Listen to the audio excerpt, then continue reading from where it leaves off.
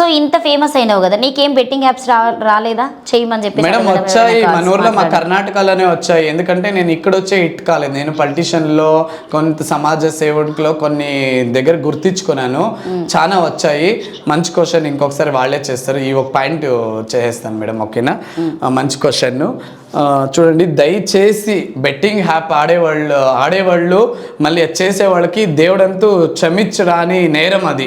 ఎందుకంటే మా కర్ణాటకలో 2 పిల్లోళ్ళు నా ముందరే చెడిపోయారు. ఎలా చెడిపోయారంటే, కాలేజ్ చదువుతున్నారు మేడం, వాళ్ళు అప్పు చేసుకున్నారు, త్రిబల్ వడ్డీకి తీసుకునేసారు, వారం ఇంట్రెస్ట్ తీసుకున్నారు. వారం వడ్డీ అంటే 10,000 ఇస్తే 22,000 10,000 వారం ఇంట్రెస్ట్ కట్టాలి. అలాంటి సిచ్యువేషన్లో యాప్లో ఆడేసి వాళ్ళు చెడిపోయారు అనమాట.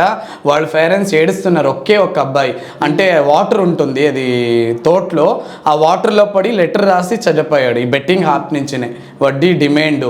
బెట్టింగ్ యాప్లో మనకి తెలియదు, వాళ్ళకి చిన్న ఏజ్, ఒక 20 years ఉంటుంది, సెకండ్ PUC ఏమో వాళ్ళు.